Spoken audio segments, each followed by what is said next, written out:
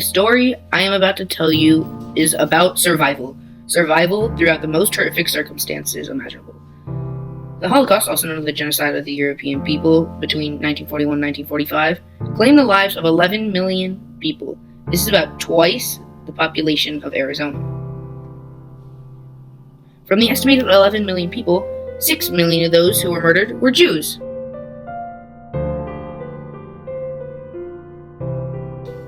Survivors of the Holocaust lived through the most agonizing and unimaginable circumstances and pain.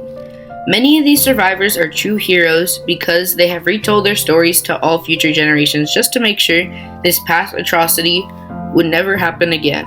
Many of these survivors have passed away, and it's up to their children and grandchildren to continue honoring their strength, legacy, and purpose by retelling their stories. The two survivors in this picture are my great-grandparents, who during this period of time were known as 143699 and 55621 with a half of a Jewish star, as these were their numbers the Nazis tattooed on their arms. Their real names were Phil and Hinda Steinbach, and this is their story. Phil and Hinda Steinbach were both imprisoned in the concentration camp Auschwitz. My great-grandfather Phil was a tailor, so he created caps, or as we say, hats. These are some caps he made. This scissor was an actual scissor he used to make hats after the Holocaust. While imprisoned in Auschwitz, those who were sent to gas chambers to be killed were first brought into a room to take off their clothes. Phil was given the dreadful task of going into the room to get clothes that the prisoners had taken off. He saved some materials when he could, and with a tiny scissor that he found in the washroom, he would take the thread from his blanket and sew it with the materials to make caps. He would sell these caps to the guards for extra bread.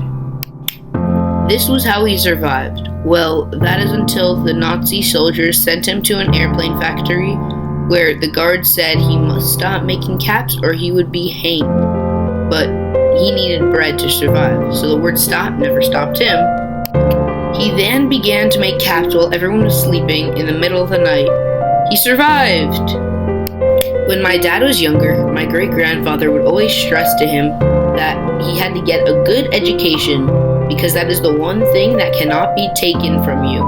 This was the biggest lesson he has learned from this horrific experience because literally everything was taken from him. His family, his friends, his possessions, even his clothes. But it was his skill of making caps and his methodical thinking that kept him alive. Now, on to my great-grandmother Hinda. Hinda was a seamstress. She was such a talented seamstress that she was positioned to sew for a Nazi general. The general gave the clothing she made to his handicapped daughter. In exchange, the Nazi general fed her and kept her alive. She had another job as well, which was to peel the potatoes in the kitchen. When she would do this, she snuck and kept the potatoes instead of throwing them out. Then, she would pass the peels to her sister, her friends, and other people who needed it. They were also malnourished. She saved them and herself. Phil and Hinda Steinbach were both liberated from Auschwitz in 1946. Then they met each other and went to Germany and got married. Because of these two people who survived the Holocaust, I am the person I am today. Here is a quote that inspires me about the Holocaust. The Holocaust may belong to history, but it was a price we paid to become a nation.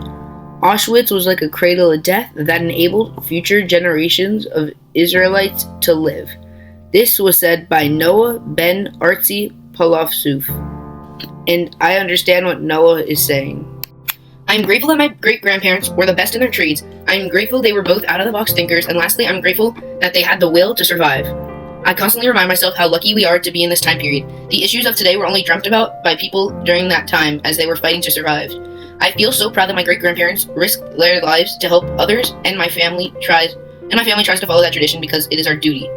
We give food and clothes to people in need and work hard for many charities, especially those related to Judaism.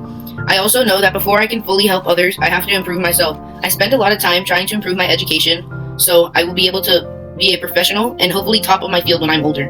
The Holocaust was the worst time, but I'm thankful every day that the legacy of two survivors will continue through my family and me.